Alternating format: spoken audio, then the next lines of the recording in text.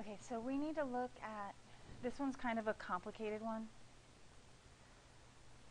But if you see, we start with x equals 6, that's our given statement. Proofs always start with a given statement. And then to go from here to here, they took this statement and plugged 6 in. So they took the x out and then plugged the 6 in. So whenever you take one thing out and plug something else in, it's substituting.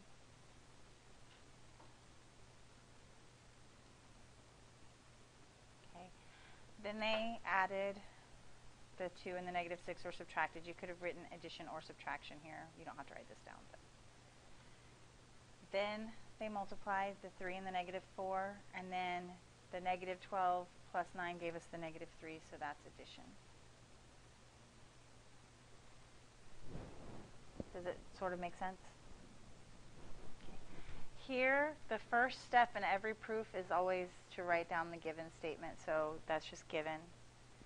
And then from here to here, what happened is a subtracting of 8 from both sides, so subtraction. And then to solve it, multiply both sides by 4. So that's why that's multiplication. Oops, okay. All right. Again, we're not going to do any of the problems in this, but you do need the theorems and any definitions. So these are congruence theorems. So we have congruence of segments and angles is reflexive, symmetric, and transitive.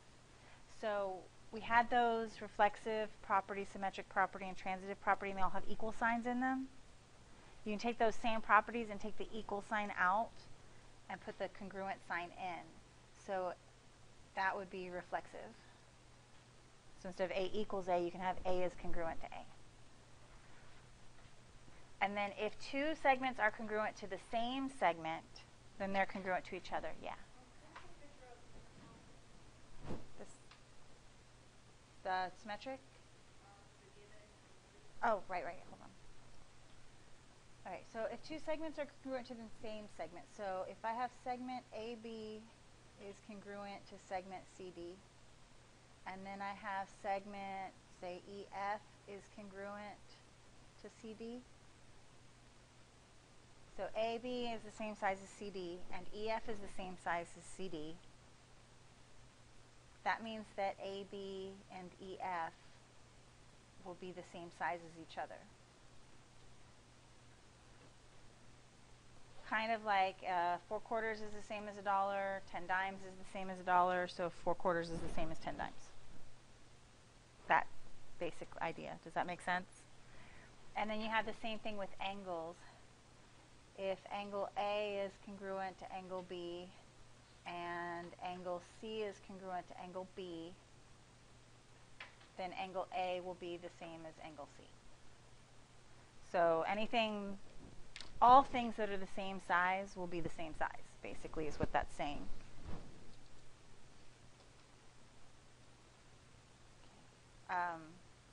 Don't worry about writing this down, but in proofs we use deductive reasoning, not inductive reasoning, so that means facts, not observations.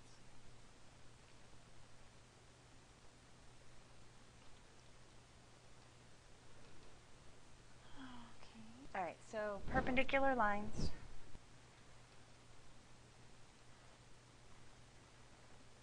Perpendicular lines are lines that intersect at a 90-degree angle, and the lines have slopes that are negative reciprocals. Okay, so what this means, negative reciprocal, is opposite sign and upside down.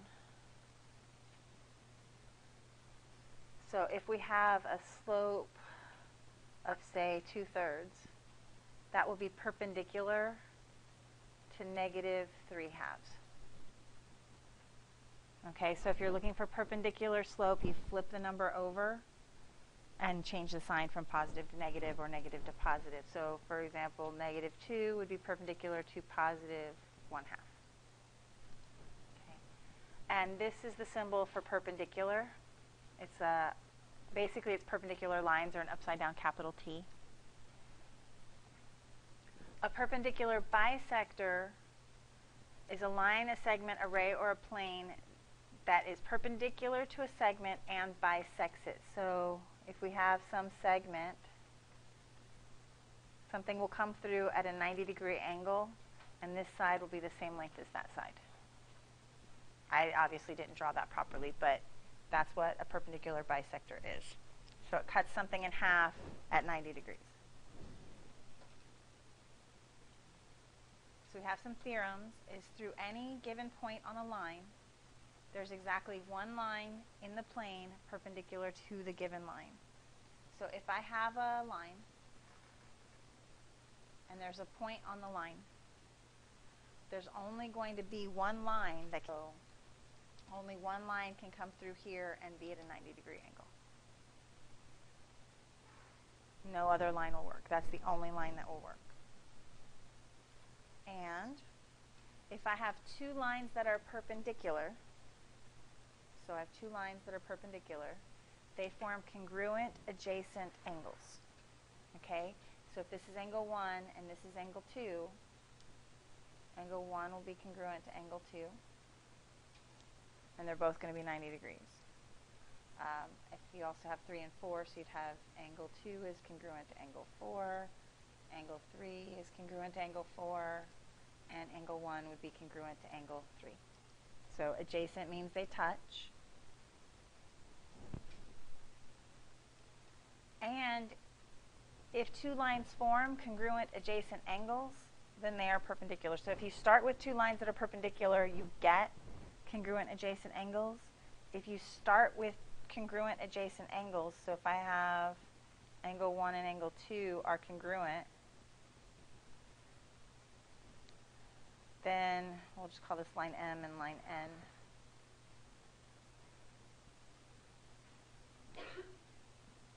M will be perpendicular to N.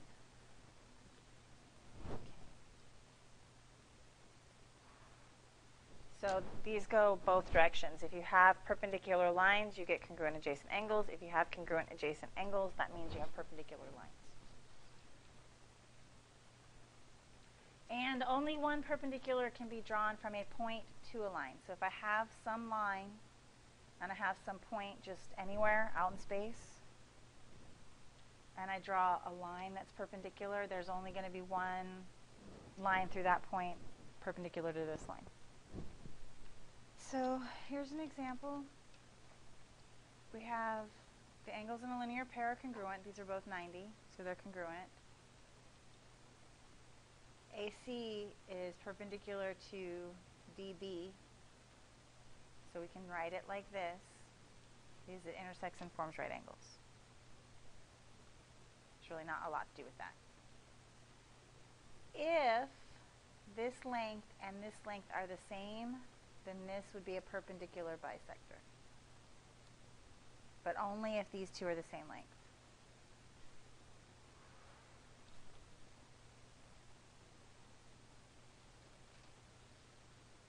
Alright, so let's find x. Because this is perpendicular, that means this is also perpendicular. Okay, so that's how we'll know that this total thing right here is 90. So we can say x plus 37 is equal to 90, and we can use that to find x.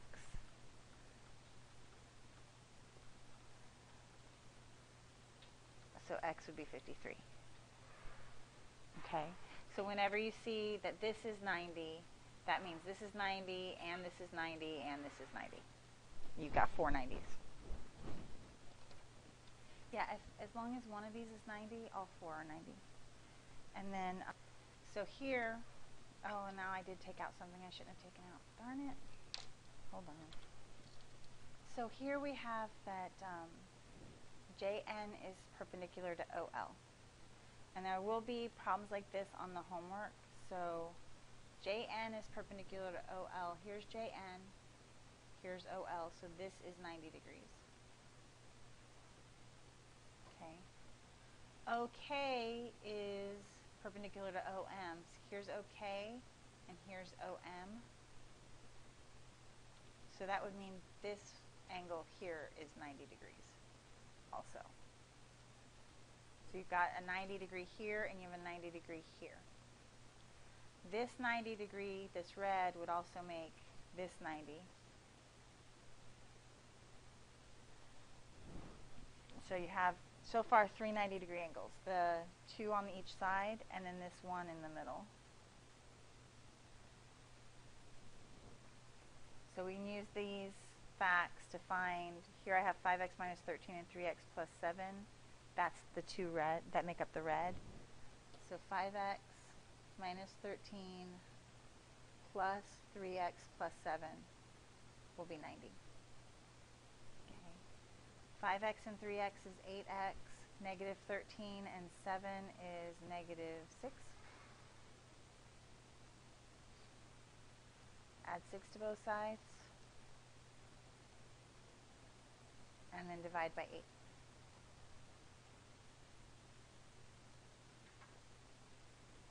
So x would be 12. Now, what you can also take from this, so we had the blue 90 and then the 2 red 90s. If this blue here is 90, we've got these 2 leftover angles here and here. Well, if this is 90, all 4 of these add up to 180. So this is 90 worth of it, so the 2 blue or 2 greens will also equal 90 together. Because if you take 90 out of 180, you have 90 left. Does that make sense? Okay. If this is 90, what do I know about these 2? They're 90. So x is going to be 90 minus 34. So 56. Would all 4 angles be 90? Yeah, here and here. And then here, same, again, I have a 90 there, a 90 here, and a 90 here. So then that tells me these 2 together are 90. So 4x plus x equals 90. So that's 5x. So x is equal to 90 divided by 5. So that's going to be 18. And here, this is a little different. Kind of a trick question, because you've got this 52 over here, but this is 90, this is 90, this is 90, so what's x? See here, we've got that 90, x is just 90. This was just extra information. So sometimes there will be extra information there that you don't need. So only use the values that you actually do need. Okay, like I said, we're skipping the proofs on this one. So this is proofless.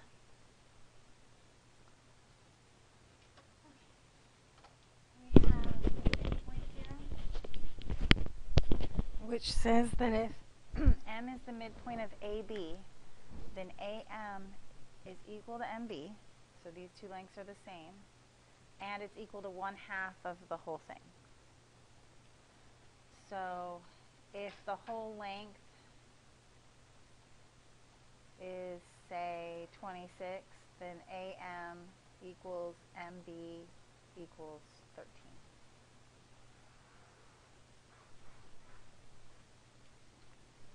Then we have the common segment theorem that says if RS is the same length as TU, okay, then RT will be the same length as SU.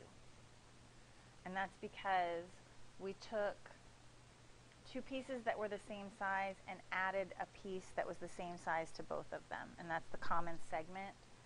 This right here would be the common segment. Likewise, if we have the bigger pieces, RT and SU, and then we subtract the same piece from them. So if RT and SU are the same length and you take the same chunk out of them, then the smaller pieces are the same length. So essentially what this is saying is if 2 pieces are the same size,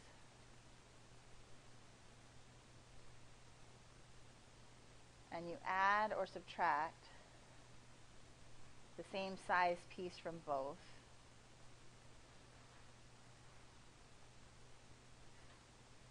Then the new pieces are the same size.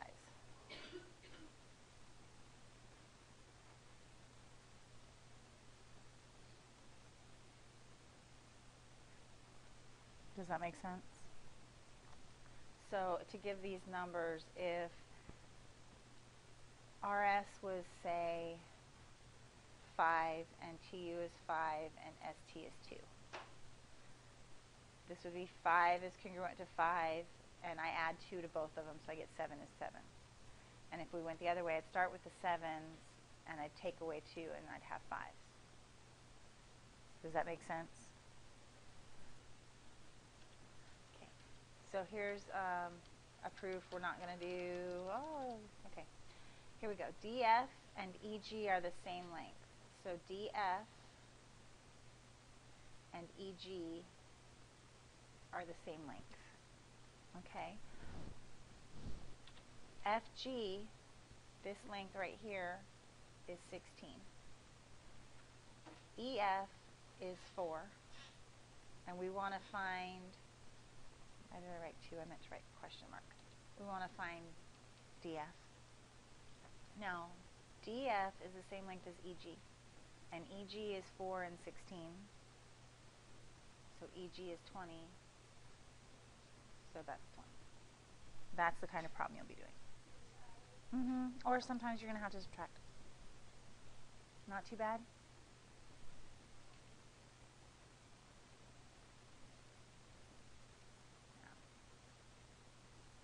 Well, I'll erase all that. But so see, it's not too bad.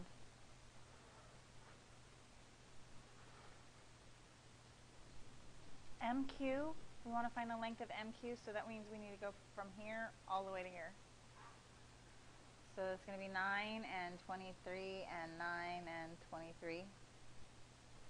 So that's 32 and 32. So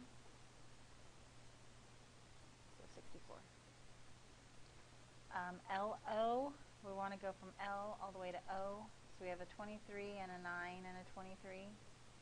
So that's 32 and 23, so 55. Now here's the ones where they're a little bit more complicated. XZ is 47, so that's here. XY is 32, and I have that WX and YZ are the same. And I'm trying to find WY. WY goes from here to here. Now, if these two pieces are the same, they're going to share this piece in common, so doesn't that mean that this length from WY is the same as from X to Z? So I don't even have to do any math on this one. It's already done for me. They threw the 32 in there just as an extra piece of information.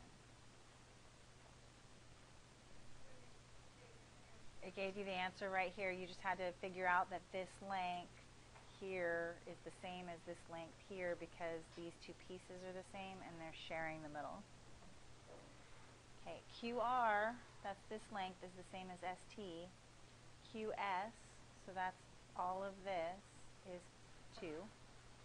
RS is 0.5, and I'm trying to find ST. So these two pieces are the same length. This piece here that's being part of the big part, so to find this length right here, how would I find that?